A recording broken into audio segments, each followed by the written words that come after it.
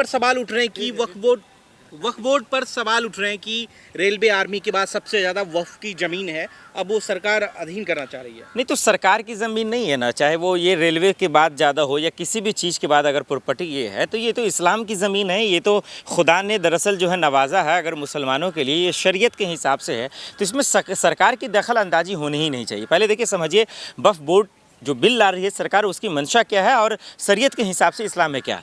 सरकार मुसलमानों की ज़मीन है, मुसलमानों का ये हक है, ये गरीबों के लिए है, मिस्कीन के लिए है, तमाम लोगों के लिए है। तमाम शरीयत इनके हिसाब से इस्लाम में जो लोग गरीब दर्जे के लोग हैं, जो लोग मिस्कीन हैं, जो लोग बेरोज़गार हैं, जिनका कोई नहीं है, जिनके पास आलो औलाद नहीं है, उनको ये दिया जाता है। तो उसमें आपको दखल अंदाजी करने की क्या ज़रूरत है, सबसे पहली बात। दूसरी बात ये आती है कि कहीं ना कहीं देखिए आज इस तरीके से मुसलमान अपने शरीयत के हिसाब से लोगों को चला रहा है, मदरसे खोल रहा है, जिस तरीके से मजारे खोल रही हैं, जिस तरीके से मस्जिदें बनाई जा रही हैं, ये चीज़ें सरकार को नहीं पच रहा है। उनको दखल अंदाजी इसलिए करना है ताकि ये जो ज़मीन है, ये जो दौलत है, ये जो दरअसल विरासत बनाई हुई है मुसलमानों की, इसको किसी तरीके से सरकार अपने कब्जे में लेना चाहती है, उसका इस्तेमाल करना चाहती है।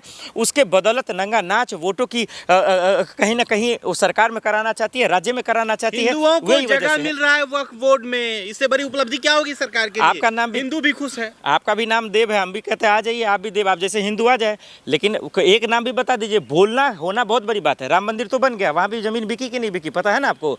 तो देखिए कहना होना बहुत सारी मुश्किल है। तो ये बीजेपी पे आप कैसे भरोसा करें? पहले कितने हिंदू को ये मिला? पहले ये बताइए, कितने साधु को रखा गया है, कितने हिंदू मंत्री को रखा गया है? ये जिस मंत्री को बनाया गया है अल्पसंख्यक का, उसको तो ABCD मुसलमानों का नहीं पता, वो तो नफरत करता है। क्या आज इतिहास में 2014 के बाद से एक मंत्री का नाम ले आइए, एक बीजेपी नेता का नाम ले आइए, एक सांसद का नाम ले, जो मुसलमानों की तारीफ क्या हो, जो मुसलमानों के हक की बात क्या हो, जो मुसलमानों के बच्चे के भविष्य की बात क्या हो? क्या वो इस धरती के मुसलमान नहीं है? क्या इस देश का नागरिक नहीं है? लेकिन वो नहीं करेंगे क्योंकि वो नफरत करते हैं। फिर आप किस हिसाब से कहते हैं, किस हिसाब से कहते हैं कि हिंदुओं को भी जगह मिल रही है, वो भी सोच रहे, वो कैसे सोच सकता है? फिर आप कैसे कह रहे हैं कि वो हिंदू के मुसलमानों के हक में सोचे? सरकार ऐसा कह रही कि जो जमीनें हैं, वक्फ बोर्ड की जो जमीन है, कह रहे हैं कि उसमें हिंदू शामिल होगा, उसके बाद उसका डायरेक्शन तय होगा। लेकिन मुसलमान का कहना है कि ये जमीन मेरे भाई सरकार करने वाली होती कौन है? सरकार के बाप का है क्या ये ज़मीन? सरकार ने पैदा किया है क्या ये ज़मीन को? ये कैसा बेतुका वाला सवाल है?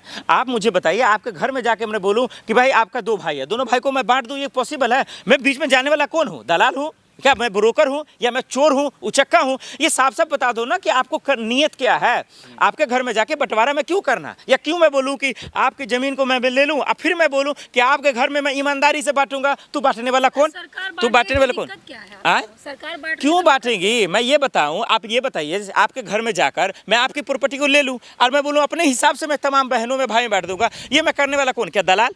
क्या मैं चोर? क्या मैं उचक्का? तो मैं हूँ कौन? क्या करेंगे? अरे क्या करेंगे? छोड़िए, मैं कौन है? कुर्बानी कुछ नहीं देगा भाई। इस बिल को वापस लेना पड़ेगा, इस बिल को रद्द करना पड़ेगा। चाहे आप डंके की चोट पर 400 का भूत उतर गया ना, उसी तरीके से ये भूत उतर जाएगा। अरे बोलने तो दो भाई, झटका है मुसलमानों को। सुन लो भाई गोबर पत्रकार, जरा सा सुन लो, पहले पूरी बात को समझ लो। ये मुसलमानों की दौलत है, सरकार के बाप की औकात नहीं है कि इस बिल को लाएगा, इसको रद्द करना पड़ेगा।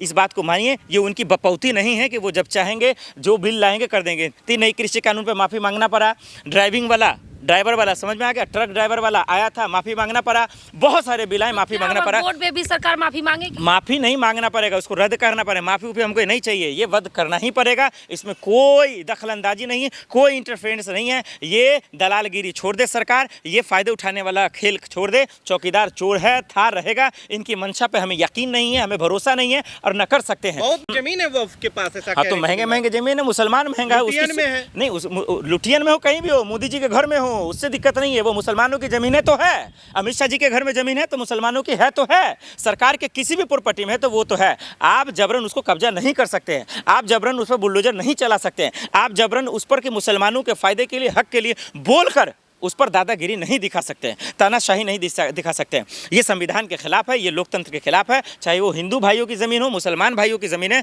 सरकार का कहीं से कोई हस्तक्षेप करने की इजाज़त और अधिकार नहीं है। चाहे वो शरीयत के हिसाब से हो, चाहे वो लोकतंत्र के हिसाब से हो, चाहे वो संविधान के हिसाब से हो, सरकार को समझना पड़ेगा। हिंदू दल तो खुश हो रहे हैं कि हाँ बंटनी चाहिए जमीन मुसलमानों की। अब एक बात बताइए, तो हिंदू दल को खुश होने से क्या हो जाएगा? हिंदू दल का कोई मसला ही नहीं है, सवाल ही गलत है। उनके खुश होने का क्या एक ठोका ना बताइए। आप हिंदू, आप खुश है? आप चाहते हैं कि सरकार मुसलमानों की ज़मीन ले ले? आप तो हिंदू हैं, क्या आप चाहती हैं? ये क्या बचकाना सवाल है, बेवकूफ़ सवाल है। कोई हिंदू, एक हिंदू का बयान बता दीजिए, कोई नहीं। जबरदस्ती हाँ। वक्फ में बहुत सारी जमीनें जबरदस्ती ले ली है। किसने ले ली है? वक्फ बोर्ड ने ले ली है। वक्फ बोर्ड ने क्यों जमीन ले लेगी? तो कानूनी कार्रवाई करो, तो तुम बिल के।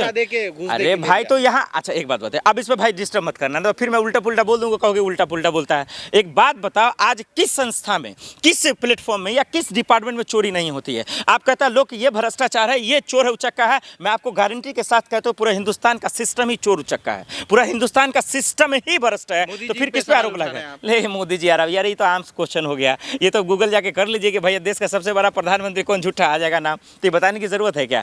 सवाल वो नहीं है। सवाल वक्फ की जमीन मुसलमानों की है। वक्फ की जमीन अल्लाह ने मुसलमानों को नवाजा है। ये दौलत को कोई छेड़छाड़ नहीं कर सकता, चाहे जितनी एड़ी चोटी में जितना ताकत है लगा लो, जितना दम है लगा लो। अल्लाह से टकराने को तैयार है मोदी जी, अल्लाह के जमीनों से। वो तो है ही, वो तो खुद ही अवतार है।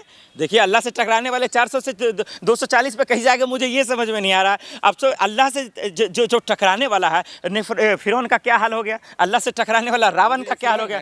अल्लाह से टकराने वाले का क्या हाल हुआ वो समझो। फिरौन है, मैंने नाम नहीं लिया, मैंने कहा टकराने वाले का हाल क्या हुआ। और वो अगर आपने आपको मानते कि हम अल्लाह से टकरा देंगे, तो मुझे लग रहा है फिरौन और रावण से भी बुरा हाल हो जाएगा इसका। तो सवाल ये नहीं है रद्द करने की, वक्फ बोर्ड को देश से खत्म करने की मांग कर रही है हिंदू संगठन। खत्म कर, हिंदू संगठन कर रहा है। कभी कोई सरकार कह रहा है, कभी कोई। एक ही बात है एक्चुअली आसिफ भाई, अब सवाल ये है, जब बकलोला पत्रकारें सब आ जाएगा, जब बुद्धि भ्रष्ट हो जाएगी पत्रकारों की, दिमागे लेस हो जाएगा, दिमाग काम ही नहीं करेगा, तो यही सवाल पूछा जाएगा ना।